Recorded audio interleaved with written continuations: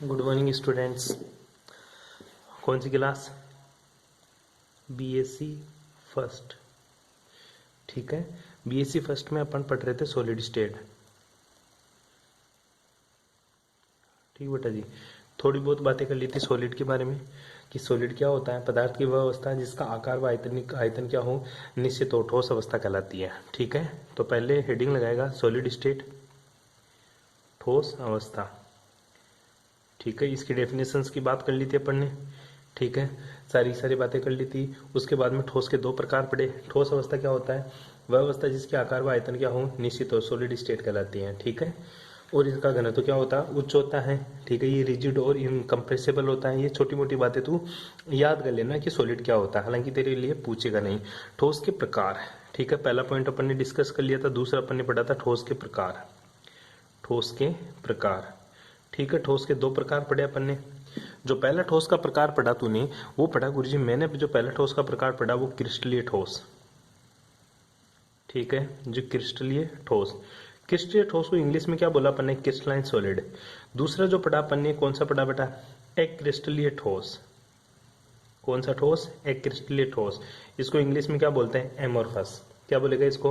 Amorphous. ध्यान दे, crystalline solid कौन से होते हैं? ऐसे ठोस जिनमें अवयवी कण क्या हो एक निश्चित ज्यामिति में व्यवस्थित हो, क्रिस्टलाइन ठोस कहलाते हैं। ठीक है, एक निश्चित ज्योमेट्री हो। ठीक है, एक निश्चित ज्योमेट्री में क्या हो व्यवस्थित हो, क्या कहलाते हैं मेरे? क्रिस्टलाइन सॉलिड कहलाते हैं। ठीक है, एक क्रिस्टलाइन सॉलिड क्या होते हैं? जो क्रिस्टलाइन सॉलिड होते हैं इनको कौन से सॉलिड कहते हैं? इनको रियल सॉलिड भी कहते हैं। पढ़ा था अपन ने कल। ठीक है, इनको क्या बोलते हैं? रियल सॉलिड भी बोलते हैं। ध्यान दीजिए इसके बारे में। और इसके बाद में मैंने इन चीजों के बारे में और भी बताया था, जैसे तेरा NaCl का क्रिस्टल। ठीक है, एग्जाम्पल जो लिखेगा तू लिखेगा NaCl का, KCl का। ठीक है, हीरा हुआ तेरा। ठीक है, ग्रेफाइट हुआ तेरा। ठीक है, ये इसके बहुत सारे एग्जांपल्स होते हैं, हीरा, ग्रेफाइट, बेंजोइक एसिड, यूरिया। ये सारे के सारे तेरे क्या होते हैं? Crystalline solid.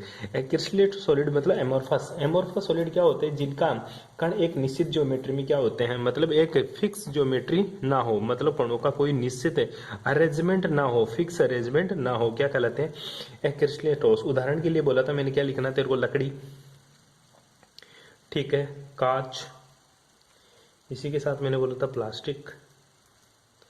ठीक है, ये तेरे सारे के सारे क्या होते हैं? एक क्रिस्टलीय ठोस होते हैं। दोबारा से समझ ले, क्रिस्टलाइन सॉलिड ऐसे ठोस जिनमें अवयवी कण एक निश्चित ज्योमेट्री में अरेंज्ड होते हैं, क्या कहलाते हैं मेरे? क्रिस्टलाइन सॉलिड कहलाते हैं। इनको रियल सॉलिड भी कहते हैं। फॉर एग्जांपल NaCl, KCl, हीरा, graphite, benzoic acid, urea, etc। Crystalline solid क्या होते हैं? ऐसे ठोस जिनके जो अवयवी कण होते हैं, जिनके जो पार्टिकल्स होते हैं वो क्या होते हैं? एक फिक्स अरेंजमेंट में अरेंज ना हो, क्या कहलाते हैं? एक क्रिस्टलीय ठोस मतलब एमोर्फस। इनको क्या बोलते हैं? इनको बेटा सूडो सूडो सूडो सॉलिड भी बोलते हैं। कौन सा सॉलिड बोलेंगे इनको? सूडो। ठीक है, सूडो सॉलिड। सूडो सॉलिड का मतलब क्या होता है? आभासी ठोस भी बोलते हैं इनको। कौन सा बोलेगा? आभासी ठोस या अतिस्थित द्रव भी इनको बोलते हैं। ठीक है बेटा, ये आपको इसके छोटे छोटे मैंने कल बता दिया था। आगे देखिएगा, आगे जो बात करेंगे, तेरे कभी कभी एक क्वेश्चन पूछ लेता है छोटा सा, क्रिस्टलीय व अक्रिस्टलीय ठोसों में अंतर। क्रिस्टलीय व अक्रिस्टलीय ठोसों में अंतर। हेडिंग लगा ले, मैं बोलूँ वैसा वैसा लिख दे।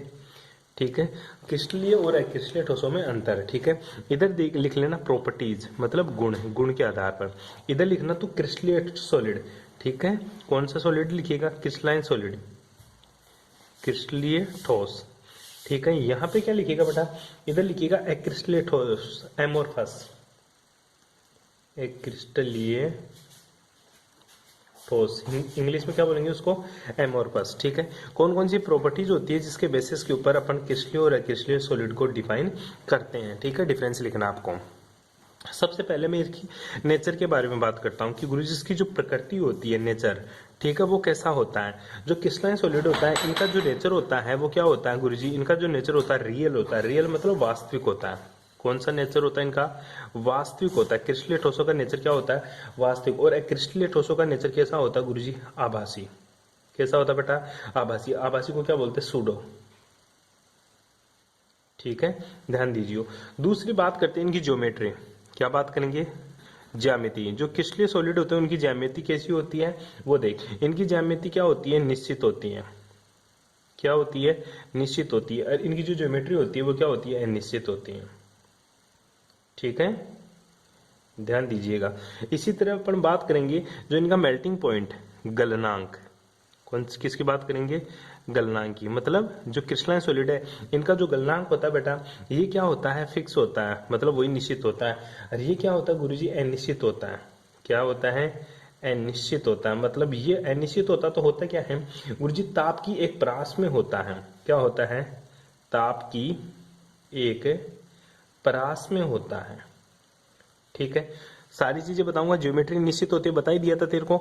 ये क्या होती है, अनिश्चित होती है। क्यों, इस टाइप की ज्योमेट्री पाई जाती है। दूसरा, गलनांक इनका फिक्स होता है। गलनांक फिक्स क्या है, मतलब जैसे तू आइस को देखेगा तो वो 0 डिग्री सेल्सियस के ऊपर आइस किस में कन्वर्ट हो जाती है, वो सॉलिड में कन्वर्ट हो जाती है। और 0 डिग्री से जैसे टेम्परेचर बढ़ाएगा तो वो आइस किस में कन्वर्ट हो जाएगी गुरुजी, लिक्विड में कन्वर्ट हो जाएगी।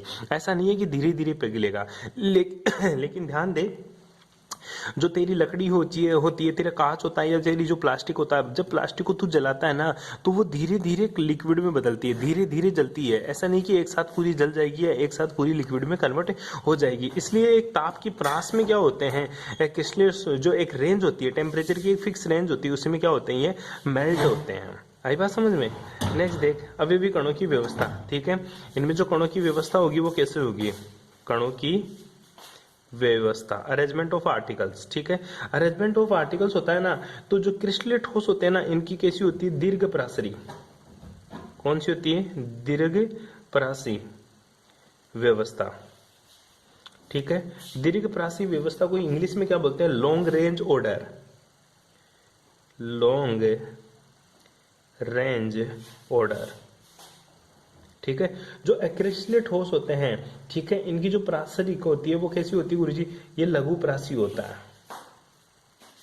लघु परासी का मतलब समझ रहा तू, शॉर्ट रेंज ऑर्डर। ठीक है, शॉर्ट रेंज ऑर्डर, ध्यान दीजिए। उसके बाद में आगे की जो बातें करेंगे वो बहुत सारी हो जाती है, लेकिन अपन एक चीज देखेंगे, इसकी जो देशिकता होती है। ठीक है, जो इनकी देशिकता होती है वो कैसी होती है, जो क्रिस्टलीय ठोस होते हैं ना वो कैसे होते तेरे, विषम देशिकता होते हैं, विषम देशिकता दिखाते हैं। ठीक है, बात आती है सर देशिकता क्या होता है, विषम देशिकता, और ये क्या होते तेरे, समदेशिकता। ठीक है, जो विषम देशिकता और समदेशिकता होती है इसको बोलते हैं एनिसोट्रोपिक, और इसको क्या बोलेंगे, आइसोट्रोपिक। ये तो क्या होता है, आइसोट्रोपिक, और ये क्या होते हैं, एनिसोट्रोपिक। ठीक है, ध्यान दीजिए, एक तो एनिसोट्रोपिक होते हैं और एक क्या होते हैं तेरे, आइसोट्रोपिक। ये चीज तेरे लिए इंपॉर्टेंट है। ठीक है, ये क्या होते हैं तेरे, एनिसोट्रोपिक।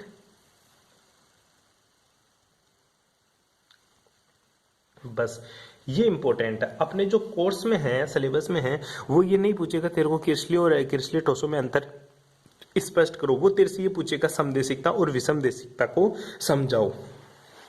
ठीक है, तो इसको एक ही लाइन से समझाऊंगा। हालांकि थ्योरी तेरे को मैं बता दूंगा क्या होता है समदेशिक और विषम देशिक, शॉर्ट रेंज ऑर्डर और लॉन्ग रेंज ऑर्डर और शॉर्ट रेंज ऑर्डर, मैंने तेरे को ये भी समझाना है। पहले तू देख ले कि गुरुजी दीर्घ परासरी व्यवस्था क्या होती है, इसके एग्जाम्पल लिख लेना तू, NaCl वगैरह वो तो तू लिख ही लेगा। ठीक है, अब पहली बात होती है गुरुजी शॉर्ट रेंज ऑर्डर और लॉन्ग रेंज ऑर्डर का मतलब क्या होता है। ठीक है, लॉन्ग रेंज ऑर्डर का मतलब होता है गुरुजी, जो मेरे क्रिस्टलीय सॉलिड होते हैं, क्रिस्टलाइन सॉलिड, ये लॉन्ग रेंज ऑर्डर में होता है। मतलब एक कण के बाद में एक कण के बाद में ये कणों की व्यवस्था निश्चित होती है। और निश्चित होने के कारण ये कण क्या रहते हैं, दूर तक जाते रहते हैं, ये रुकते नहीं है। मतलब ये दोनों चारों दिशाओं में बढ़ते रहेंगे ये पार्टिकल्स। बोल क्या सकता है, यदि अभी भी कणों की व्यवस्था का क्रम क्या हो, संपूर्ण क्रिस्टल में एक समान हो, सारे क्रिस्टल में एक समान हो, तो वो क्या होता है, लॉन्ग रेंज ऑर्डर होता है। क्या होता है बेटा, लॉन्ग रेंज ऑर्डर। यदि क्रिस्टल में जो पार्टिकल्स होते हैं उनका अरेंजमेंट क्या हो, बिल्कुल इक्वल अरेंजमेंट हो, तो वो क्या कहलाता, मेरा लॉन्ग रेंज ऑर्डर कहलाता है। ठीक है, आई बात समझ में। ये किस में पाया जाता है, ये क्रिस्टलाइन सॉलिड में पाया जाता है। ठीक है, और दूसरा शॉर्ट रेंज ऑर्डर क्या होता है, यदि अभी भी कणों की जो व्यवस्था का क्रम होता है ना, वो संपूर्ण क्रिस्टल में क्या हो, एक समान ना हो, कोई ज्यादा हो कहीं पे कम हो। ठीक है, तो उसको क्या बोलेंगे अपन, शॉर्ट रेंज ऑर्डर। क्या बोलेंगे उसको, शॉर्ट रेंज ऑर्डर। अवयवी कणों का अरेंजमेंट फिक्स हो तो लॉन्ग रेंज ऑर्डर। यदि अवयवी कणों की व्यवस्था का क्रम संपूर्ण क्रिस्टलों में कुछ दूरी तक हो, केवल यहाँ तक हो, यहाँ तक ही हो, ज्यादा दूर तक ही नहीं जाए, शॉर्ट रेंज तक जाए, ठीक है, उसको क्या बोलेंगे अपन, शॉर्ट रेंज ऑर्डर। ठीक है, ये किस में पाया जाता है, एक क्रिस्टलीय में, एमोरफस में। ठीक है, किसमें पाया जाएगा ये एक क्रिस्टलीय में, और ये किसमें पाया जाएगा तेरा, क्रिस्टलीय में। ठीक है, ये तेरे को ध्यान रखना है बेटा। ठीक है, अब दूसरी बात रह गई तेरी, एक तो विषम देशिकता, एक क्या होती है तेरी समदेशिकता। आजा, विषम देशिकता मतलब एनिसोट्रोपिक।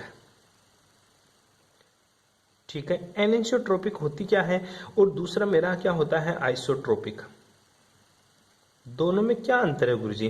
ठीक है, देख ले बेटा, जो एनिसोट्रोपिक है ये किसकी प्रॉपर्टीज है, ये क्रिस्टलाइन सॉलिड की है, और जो आइसोट्रोपिक है ये किसकी है, एक क्रिस्टलाइन सॉलिड की है। ध्यान दे, मैं एक तेरे पास डायग्राम बनाता हूँ छोटा सा। ठीक है, ये पार्टिकल्स है मेरे पास। ठीक है, इस तरह से मेरा क्या है, एक क्रिस्टल है, मेरे को चेक करना है ये एनिसोट्रोपिक है या आइसोट्रोपिक है। देख ले एक बार, ढंग से देख ले इसको। इस तरह का क्रिस्टल है मेरे पास। ठीक है, अब देख, इसमें छोटे छोटे पार्टिकल्स और भी रखे हुए हैं, इस तरह से, इस तरह से छोटे छोटे इसमें पार्टिकल्स और रखे हुए हैं। ठीक है, ये क्रिस्टल है मेरे पास, क्योंकि जो क्रिस्टल होगा वो किसका होगा, NaCl का होगा। जैसे तो ये दो एटम होंगे, एक तो Na+ और दूसरा Cl-। अगर Na+ को मैं किसी दिखा दूं गोले से, और Cl- को किसी दिखा दिया बिल्कुल डॉट से, तो इस टाइप का मेरा एक क्रिस्टल बन जाता है। ठीक है, मैं चेक करना चाहता हूँ ये क्रिस्टल एनिसोट्रोपिक है या आइसोट्रोपिक है। क्या है, एनिसोट्रोपिक है या आइसोट्रोपिक है। पहले तो ये समझ ले एनिसोट्रोपिक क्या होता है। यदि किसी क्रिस्टल में भौतिक गुण मतलब इसकी फिजिकल प्रॉपर्टीज, यदि किसी क्रिस्टल की कोई फिजिकल प्रॉपर्टीज मीन्स उसकी कंडक्टेंस है, उसकी रिफ्लेक्सिविटी इंडेक्स है, मतलब उसकी कंडक्टेंस, उसका रिफ्लेक्टिव इंडेक्स, उसकी चालकता और उसका अपवर्तनांक का मान विभिन्न दिशाओं में ज्ञात करने पर अलग अलग प्राप्त होता है, तो उसे विषम देशिकता कहा जाता है।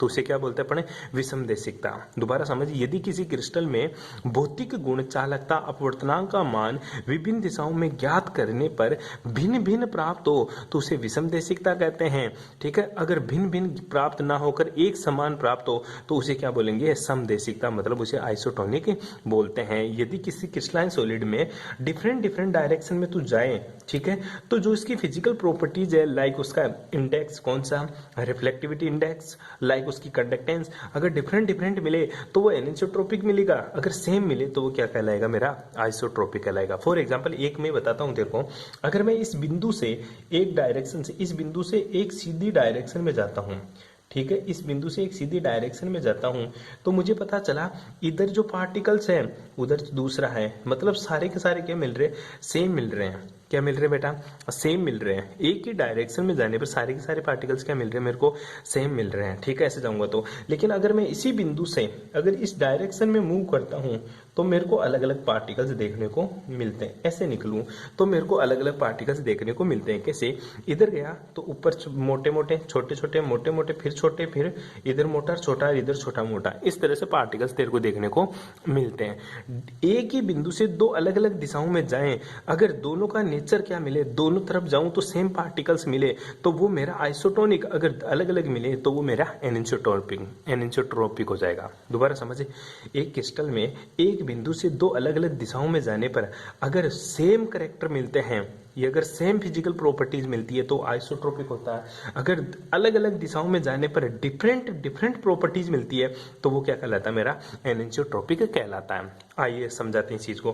पहले मैं इस डायरेक्शन में गया तो पता चला एक तरफ मोटा गोला तो दूसरी तरफ डॉट, इधर गोला मिल रहा है इधर डॉट, इधर गोला मिल रहा है इधर डॉट, इधर गोला मिल रहा है इधर डॉट, इधर गोला तो इधर डॉट। ठीक है, मेरे को समझ में आ गया। इस दिशा में जाएंगे तो एक तरफ मेरे को गोले मिलेंगे, दूसरी तरफ डॉट मिलेंगे। लेकिन इस बिंदु से अगर मैं इस तरफ जाता हूं तो मेरे को पता चला शुरू में अलग हो गया, इधर भी गोला इधर भी गोला, तो मिलना क्या चाहिए था, गोला डॉट गोला डॉट गोला डॉट। ठीक है, लेकिन मिल क्या रहा है, इधर सर्कल इधर भी सर्कल, इधर डॉट इधर डॉट, इधर सर्कल इधर सर्कल, इधर डॉट इधर डॉट, इधर सर्कल इधर सर्कल। मतलब एक ही बिंदु से दो अलग अलग दिशाओं में जाता हूं तो इसके पार्टिकल्स का नेचर मेरे को क्या मिलता है, अलग अलग। इसी प्रॉपर्टीज को क्या बोलता हूं, एनिसोट्रोपिक। और एनिसोट्रोपिक नेचर किसका होता है, क्रिस्टलाइन सॉलिड का। किसका होता है बेटा, क्रिस्टलाइन सॉलिड का होता है। बैठ गई बात समझ में, ठीक है। तो आइसोटोनिक दूसरा, अगर दोनों डायरेक्शन में जाऊं, ठीक है, एक ही बिंदु से जो अलग अलग डायरेक्शन में जाऊं और सेम ही कैरेक्टर मिले तो वो क्या कहलाएगा मेरे का, आइसोट्रोपिक कहलाएगा। क्या कहलाएगा बेटा मेरे को, आइसोट्रोपिक कहलाएगा। फॉर एग्जाम्पल मैं बात करूं, ये ले, ये मेरे पास अब गोले नहीं है, क्या है, सिर्फ गोले गोले हैं, डॉट है ही नहीं मेरे पास, ठीक है। तभी तो मेरा क्या बनेगा, ये आइसोट्रोपिक बनेगा। अब इस बिंदु से मैं इधर जाऊंगा तो भी क्या मिलेगा मेरे को, गोले गोले मिलेंगे। और इस बिंदु से अगर मैं ऐसे पास होऊंगा इधर तो भी मेरे को क्या मिलेंगे, गोले गोले। मतलब सारे के सारे एक ही बिंदु से दो अलग अलग डायरेक्शन में जाने पर क्या मिला मेरे को, एक ही टाइप के मॉलिक्यूल्स मिल रहे हैं, इसलिए ये आइसोट्रोपिक है। और एक ही बिंदु से दो अलग अलग डायरेक्शन में जाने पर अलग अलग पार्टिकल्स मिल रहे हैं तो वो क्या है मेरा, एनिसोट्रोपिक कहलाता है। ठीक है बेटा, समझ गया, दोबारा समझ ले डेफिनेशन। विषम देशिकता क्या होती है, यदि किसी क्रिस्टल में भौतिक गुण, चालकता, अपवर्तनांक का मान भिन्न भिन्न दिशाओं में ज्ञात करने पर भिन्न भिन्न प्राप्त होता है तो उसे विषम देशिकता कहते हैं। अगर सेम ही प्राप्त होता है तो उसको समदेशिकता कहते हैं। ठीक है, आई बात समझ में, यहाँ तक किसी को कोई प्रॉब्लम? अरे छोटी छोटी बातें करी थी अपन ने, क्या होता है क्या नहीं होता है तेरा समदेशिकता और विषम देशिकता, कर लेगा। अब टॉपिक है तेरा, हेडिंग लगा ले बेटा, क्रिस्टल जालक। क्या है तेरा, क्रिस्टल जालक। क्या होता है तेरा क्रिस्टल जालक, उसके बाद बात करते हैं। क्या है मेरा टॉपिक है, क्रिस्टल जालक, ठीक है। लेटिस, इंग्लिश में क्या बोलेंगे इसको, लेटिस, ठीक है। लेटिस क्या होता है, ठीक है, ढंग से समझना इस डेफिनेशन को। दिक् स्थान त्रिविम में जालक बिंदुओं की निश्चित व त्रिविम व्यवस्था क्या कहलाती है, क्रिस्टल जालक कहलाती है। त्रिविम का मतलब होता है 3D में, क्या बेटा, 3D में। 3D में किसी मॉलिक्यूल्स, 3D में किसी अवयवी कणों का, 3D में जालक बिंदुओं का, 3D में लेटिस पॉइंट का फिक्स अरेंजमेंट क्या कहलाता है मेरा, क्रिस्टल जालक कहलाता है। In 3D the lattice fix arrangement of lattice is called lattice, crystalline lattice. क्या बोलेगा उसको, क्रिस्टलाइन लेटिस। मतलब क्रिस्टल जालक क्या कहलाता है गुरुजी, सीधी सी बात है, जालक बिंदुओं का निश्चित व नियमित व्यवस्था किसमें, त्रिविम में, 3D में क्या कहलाता है मेरा, क्रिस्टल जालक कहलाता है। क्या कहलाता है, क्रिस्टल जालक। और जो जालक बिंदु होता है, लेटिस पॉइंट होता है, जालक बिंदु, ठीक है, जालक बिंदु वो क्या होते समझ ले, ठीक है। ये छोटे छोटे जो बिंदु है इनको क्या बोलते हैं अपन, जालक बिंदु। अवयवी कणों का केंद्र बिंदु, अवयवी, क्या बोल रहा हूं बेटा मैं, अवयवी कणों का केंद्र बिंदु, केंद्र बिंदु क्या कहलाता है मेरा, जालक बिंदु कहलाता है, लेटिस पॉइंट कहलाता है, ठीक है। Centre point of particles is called lattice point, ठीक है। सिंपल सी बात है। जालक बिंदु जैसे कैसे, मैं तेरे को एक छोटी सी बात बताऊं, तूने ये बचपन में खूब बार बना बना के देखा होगा, एक क्यूब बना बना के देखा होगा तूने, घन बनाया होगा खूब सारा, ठीक है। प्रॉब्लम क्या आ रही है क्लास में, प्रॉब्लम ये आ रही है गुरुजी हिंदी इंग्लिश वाला थोड़ा सा चक्कर समझ भी नहीं बैठ रहा। देख बेटा बैठेगा थोड़ा सा, रुक जा, ठीक है मैं बताता हूँ। ये क्या है तेरा, ये है तेरा एक यूनिट सेल। क्या है, यूनिट सेल, ठीक है। क्या है तेरा, यूनिट सेल। यूनिट सेल को क्या बोलते हैं, एकक कोशिका, ठीक है। क्या बोलेंगे इसको, एकक कोशिका, ठीक है। और जो जालक बिंदु होता है इस यूनिट सेल का सेंटर बिंदु क्या कहलाता है मेरा, अवयवी कणों का केंद्र बिंदु। अवयवी कण कौन सा है, एक ये रहा, एक ये रहा, ये तेरे पॉइंट्स है, ठीक है, ये तेरे पार्टिकल्स है, ठीक है। इनका जो सेंटर पॉइंट है ना वही क्या मेरा लेटिस पॉइंट कहलाता है, ठीक है। और एक क्या कहलाता है मेरा, यूनिट सेल। क्या कहलाता है, यूनिट सेल, ठीक है। अब आगे आ जाता है तेरा क्रिस्टल जालक, ठीक है। एक एक यूनिट सेल, अब इस यूनिट सेल को आगे बढ़ा दूं, ठीक है, इस तरह से मैंने इस यूनिट सेल को क्या कर लिया, आगे बढ़ा दिया इस तरह से, ठीक है। और इसको मैं मिला रहा हूं, ये दूसरी यूनिट सेल तैयार हो गई। इसी प्रकार अगर मैं इसको आगे बढ़ाऊं, ठीक है, इस यूनिट सेल को अगर मैं आगे बढ़ाता हूं, ठीक है, इसको ऐसे आगे बढ़ाऊं, ठीक है, तो ये मेरा एक तरह से क्या बन रहा है, ये पूरा का पूरा लेटिस बन रहा है मेरा। क्या बन रहा है, ये लेटिस बन रहा है, मतलब जालक बन रहा है, ठीक है। और इसका एक पोर्शन, अर्थ सोच, माचिस की डिब्बियां ले ले खूब सारी, ठीक है। माचिस की 100 डिब्बियों में एक जो माचिस की डिब्बी है ना वो तेरा क्या है, यूनिट सेल है। क्या है, यूनिट सेल। और 100 माचिस की डिब्बियों को तू जमा कर खड़ा कर देना, वो तेरा क्या बन जाएगा, क्रिस्टल जालक, क्या बन जाएगा बेटा, क्रिस्टल जालक लेटिस। और माचिस की डिब्बी का सेंटर पॉइंट क्या बन जाएगा मेरा, जालक बिंदु, लेटिस से पॉइंट कहलाएगा। और माचिस की डिब्बी के सारे कोने क्या है, अवयवी कण है, पार्टिकल्स है। क्या है बेटा, अवयवी कण मतलब पार्टिकल्स हैं। बैठ गई बात समझ में। अब जो एकक कोष्टिका है डेफिनेशन आती है गुरुजी, अब मेरी एकक कोष्टिका क्या होती है, ठीक है। हालांकि तू ये 12th में पढ़ के आ रहा है, इसलिए मैं थोड़ा सा इसको फास्टली खींच रहा हूँ, सारा 12th का है, ठीक है। अब एकक कोष्टिका क्या होता है, वह छोटी से छोटी इकाई जिसकी लगातार पुनरावृत्ति होने से क्रिस्टल जालक का निर्माण होता है, क्या कहलाती है मेरी एकक कोष्टिका। ये ऐसा इधर बना दूं, ऐसा इधर बना दूं, ऐसा ऊपर बना दूं, ऐसा इसके ऊपर, ऐसा ही इसके ऊपर, वो क्या है मेरी एकक कोष्टिका। डेफिनेशन दोबारा से सुनिए, वह छोटे से छोटी इकाई जिसकी लगातार पुनरावृत्ति होने से क्रिस्टल जालक का निर्माण होता है, क्या कहलाती है मेरी एकक कोष्टिका कहलाती है। एकक कोष्टिका को किसके रूप में माना जा सकता है, घन के रूप में माना जा सकता है। ये ले तेरी एकक कोष्टिका, ठीक है। क्या है, एकक कोष्टिका, जिसको क्या मानता हूं मैं, घन मान सकता हूं। क्या मान सकता हूं बेटा, इसको घन मान सकता हूं, कोई दिक्कत नहीं आती। अब आते हैं एकक कोष्टिका के पैरामीटर। एकक कोष्टिका यूनिट सेल के पैरामीटर, ठीक है, पैरामीटर ऑफ यूनिट सेल, एकक कोष्टिका के पैरामीटर। क्या क्या होता है, बचपन से पढ़ता आ रहा तू। एक यूनिट सेल बनाता हूं, एक यूनिट सेल में क्या क्या चीजें होती हैं वो देख ले। इस तरह से तेरी क्या है, यूनिट सेल, इस तरह से क्या तेरी यूनिट सेल है। ध्यान दे, इस बिंदु को अगर मैं मूल बिंदु मानूं, ओरिजिन मानूं, तो इधर वाली दूरी क्या है मेरी, ए है। क्या है बेटा, ए है। इधर वाली दूरी को अगर मैं बी मान लूं इसको, और इसको क्या मानूंगा, सी। अगर ये कोण क्या है मेरा, अल्फा है। कौन सा कोण बेटा, ध्यान दीजिएगा एक बार के लिए। अगर ए और बी के बीच का कोण कितना, अल्फा, और ये क्या है, अल्फा के बाद में ये बीटा, और ये कोण कौन सा हो जाएगा फिर गुरुजी, गामा। कौन सा हो जाएगा, गामा। तो एकक कोष्टिका के पैरामीटर में इसकी भुजाएं कितनी होती है टोटल, इसकी 3 तो भुजाएं होती है। 3 तो क्या होती है, भुजाएं। कौन कौन सी, ए बी और सी, ठीक है। दूसरी, और इसमें कोण कितने होते हैं बेटा, 3 ही क्या होते हैं, फलक, फलक के कोण। 3 ही क्या होते हैं, फलक के कोण। कौन से, अल्फा, बीटा और गामा। ध्यान दीजिएगा, जो ये कोण है ना, ये फलक का कोण है, ना कि भुजाओं का कोण है, ठीक है। किसका कोण है, फलक का, फेस का कोण है ये। ध्यान दीजिएगा, अल्फा, बीटा और गामा इसके क्या होते हैं, कोण होते हैं, ठीक है।